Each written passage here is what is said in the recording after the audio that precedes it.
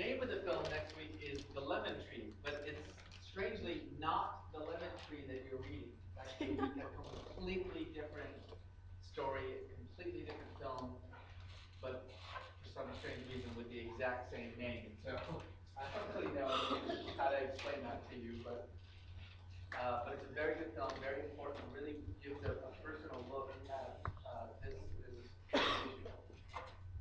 The second thing that I want to kind of mention, and I already emailed this out to you before, is an opportunity this summer to go to Israel, Palestine. Um, and actually, there's two programs I want to tell you about. I'm on the board of an organization called Abraham's Vision. It's a sort of conflict prevention program for college students. And we have two trips in the summer that I think you might be interested in. The first one is to Israel, Palestine, and the second one is to the Balkans. Um, they're both about a month long. The Israel Palestine one is, let's see, June 29 till July 22. The Balkans is June 24 till July 18.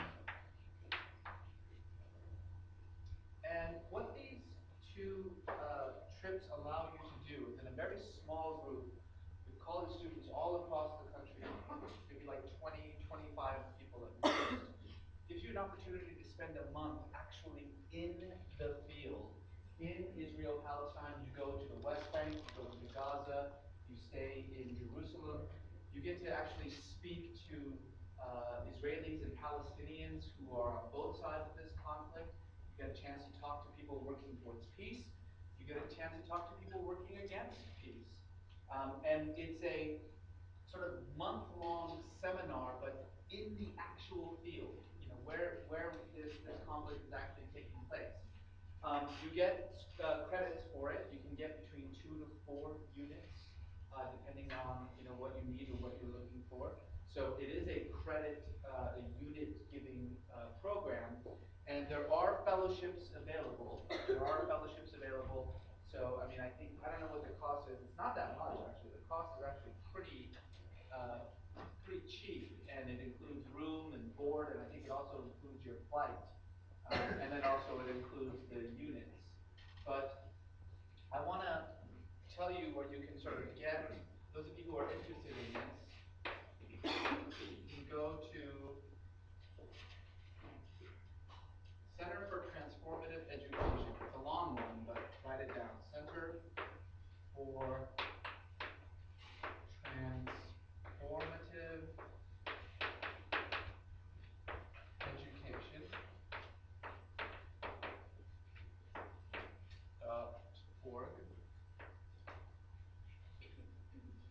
Or if you have questions about this, specific questions about this, you can email CTEBBIP. So I think that's basically, I don't know what that stands for, but CTEBBIP at abrahamvision.org. If you've got, this time free, and if this sounds like something you're interested in, especially for those of you who are thinking about maybe studying history or political science or religious studies, this is an opportunity that you're not going to, be able to get again. So, two trips, Israel, Palestine, and the Balkans. The Balkans, of course, is also really fascinating. It's a little bit different than what we're talking about here, but what you're going to be doing in the Balkans is going to, the place in which one of the worst genocides of the last 50 years took place, the genocide and massacre between the Serbs and the Bosnians. So it's a different landscape, different issues, but the important thing is that both of these give you an opportunity to delve headfirst into issues of conflict resolution. How do you go into a situation in which you have such intractable problems and so much violence? I mean, in the case of Israel-Palestine, 60 years of conflict between these two sides. In the case of the Balkans, an actual genocide that ultimately took place there. And then how do you bring people together and learn how to actually communicate and deal with, resolving some of these conflicts? So for those of you who are thinking about maybe going into majors that have something to do with these kinds of fields, international studies, law, politics, history, religious studies, this I think would be a really great opportunity for you. So if you do have questions about this, and as I said, there are fellowships available, it's CTEBBIP at Abraham's Vision, and this is where you can download the application, Center for Transformative Education. Any questions about that at all? Yeah. One comment about the Balkan strip. I actually know a place in Serbia, Croatia that could be of use. School shop at the moment. That means help me. Just in case. Just in case you in the Balkans and you find yourself in a sticky situation. That's a good line to know. All right. So Harold did a pretty good job yesterday of kind of briefly taking you through the timeline of the peace process. What I want to do is sort of back up just a little bit. And in fact, before we back up, let's actually move forward. Let's talk about what's going on right now.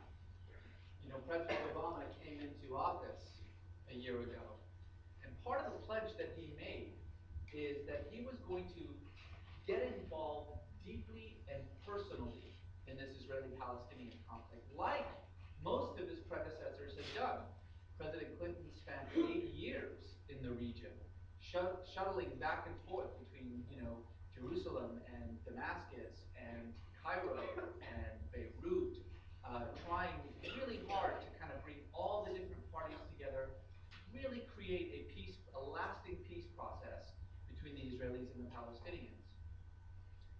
Didn't really work, unfortunately, but I mean, he did a very good job of trying. His predecessor, of course, George H.W. Bush, also did a really marvelous job. In fact, he was probably the only president in recent history who's actually tried to put enough pressure on the Israelis to stop their settlement activity. It failed ultimately.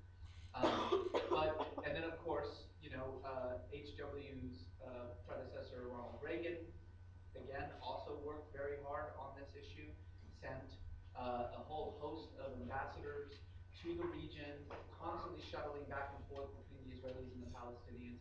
Even President Carter. President Carter brought, the principal people involved in this conflict together. At that time, it was Egypt and the Israelis on the White House lawn to actually shake hands.